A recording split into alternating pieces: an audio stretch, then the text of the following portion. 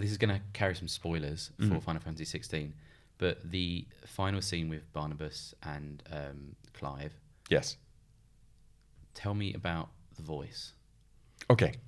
So, one of the questions that I asked the performance director and the team at Schlock was, is my character affected by the elements? Am I if the wind is howling, do I have to raise my voice? And they're like, no, you're too powerful. You get to be someone who controls everything around them. And then you come to this point where so for the most part, super calm. And then we come to this point in the game where Clive is actually a match. And you find out that Barnabas doesn't fully go into the icon because he is experiencing something that he hasn't experienced for hundreds of years. And he finally sees the potential that he's told Clive that he's been told he has. He's like, finally, there you are. And I get to revel in it. And full spoiler alert, when you're Akashic, there are certain things that are missing. But you are so finally Barnabas has this feeling of being alive again, and there's vigor. So he starts being affected by everything around him. He's yelling, he is fighting, he gets to meet his match. And how do you put that into your voice? What do you do? And then in certain points, you find out that they're going to filter your voice, or they're going to do stuff to it. So maybe you can't do as big a change as you want to, because it'll just sound weird when it goes through sort of the icon filter.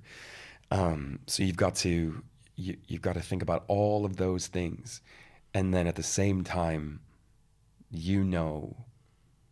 that by meeting your match, the only thing that's going to happen at the end is that you're going to die. So does that weigh quite heavily on you when you just having to sort of process that? Because this is one thing that actors go through that the us mere mortals don't have to go through, is processing death.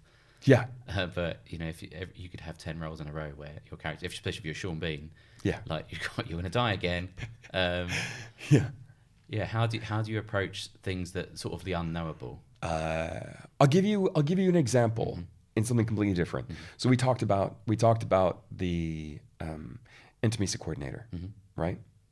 And I was like, you need to make me understand how your work affects my work. And this amazing woman we worked with, she said, okay, you're having a sex scene and you're having an orgasm.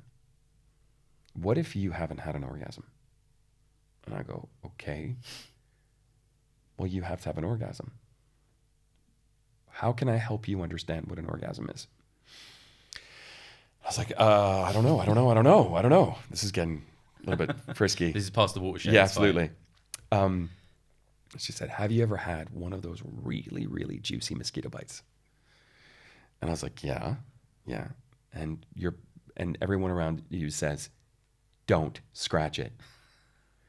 And then it's like 9 p.m. Everyone's gone home, and you sit down and you go, oh, and you feel it. We'll have to use the wide for that shot. I'm so sorry. You're gonna have to cut all this, aren't you? And the feeling of that sort of relief, bladed bliss that happens, because the after effects are going to be bad. But that moment right there, she's like, use that. There you go. And I say it as an example because as an actor, I don't know what death feels like, but I know what acceptance feels like. I know what grief feels like. I know what sadness feels like. And then what I do is I dip into all of those wells, and together with the narrative team and the performance director, we find the right placement for that